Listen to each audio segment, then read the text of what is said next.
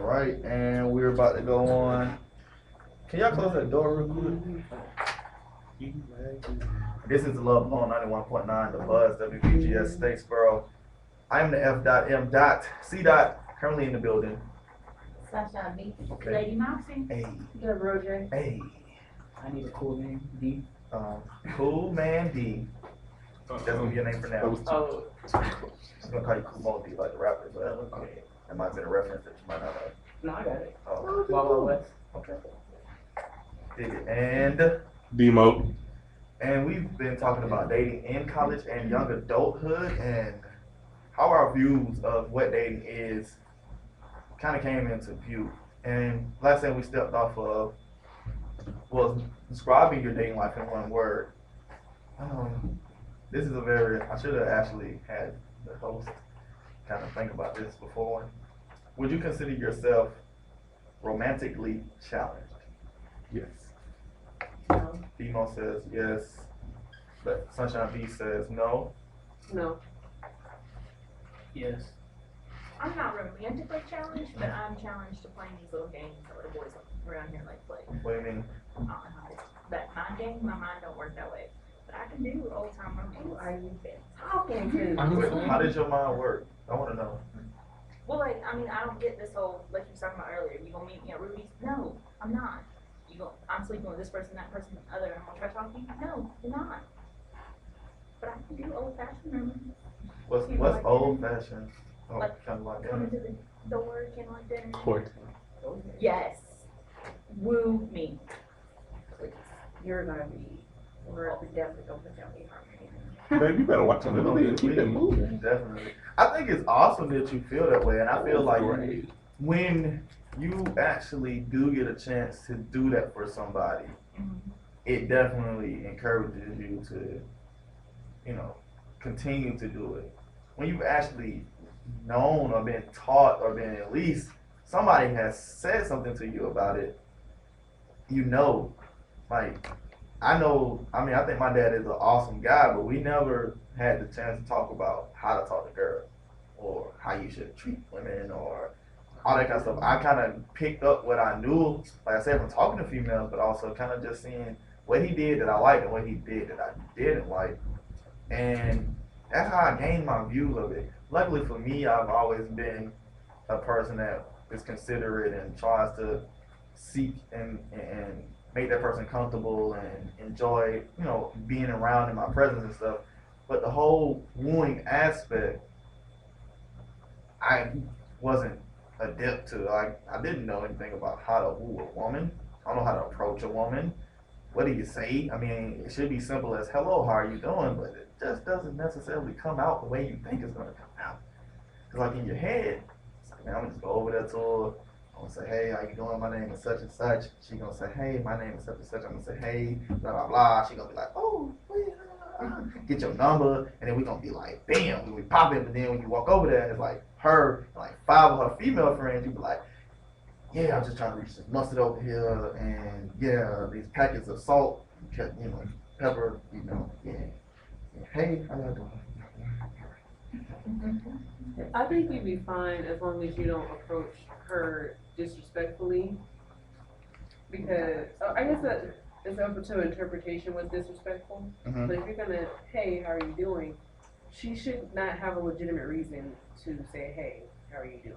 But she does. She will find a way, and that's generally it's a bad cycle. If you don't talk to females, you will get rejected. But if you do talk to females, you will also get rejected. So it's like guys are at a catch-22, and then girls are like, man, I wish they would talk to me. I won't reject them, but yet But you, they kind of do. It's that demeanor that they set off. He might not necessarily be the one that she's looking for at the time. He has to kind of put his, he has to feel the wind, where the wind is coming from, to know what angle to come at her at, and if she with the friends, has she had a bad day. He has to kind of like do this psychoanalytic, and females say it's just as simple as saying, hey, how you doing? But it's really not that simple. Now, that's my opinion. Now, of course, some females are different. They know a little bit more about it than I do, but what you got? I was gonna say you're talking about checking like if they're friends are there or not. Because if the friends are there, not only you got to impress her, like when you come over there and say, hey, but you got to impress her friends as well. And because when you first start talking to a girl, it's not, most of the time it's not one-on-one. I mean, sometimes it is, you know, there's cases, but you got to gain the acceptance of their friends, and then you'll get, you know, hopefully get the girl. Or sometimes you get that one-on-one time with the girl, and then you can get it to where she's like, oh, I really don't, you guys are my friends, but this is my life and this is how I'm gonna live. But most of the time you gotta get acceptance from your friends too. I like, cause you transition, you helped me transition into my next question, so, but did anybody else have anything to say about the whole approaching, wooing, that aspect of it? Nothing else? Alright, would you say your friends are good at picking out guys or girls for you? Yes or no? I think they're better than me sometimes, cause I see the good in everyone, and yes, and that's my problem. And they would tell me from a mile away, they're like, no, he's not good for you. My friends don't pick out anybody. I'm more like picking out stuff for them. But I mean, if they don't care for a certain person, then sooner or later, more later than sooner, will say something. I agree with Sunshine B.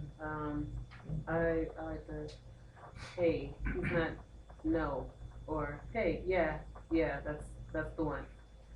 But for me, I guess you have to, I don't know. It doesn't really matter what my friends do. I do what I want to do. Yeah,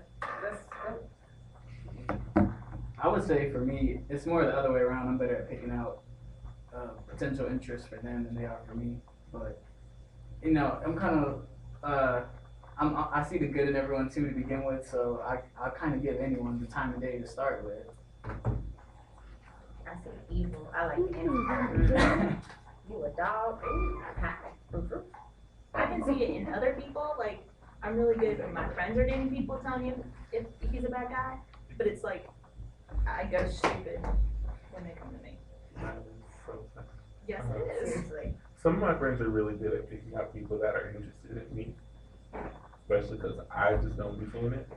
But- Oblivious. But I don't know. It doesn't always work out. Sometimes I see some things and it turns out to be craziness, and they didn't warn me about the craziness. I had that situation. But yeah, crazy, straight ridiculous.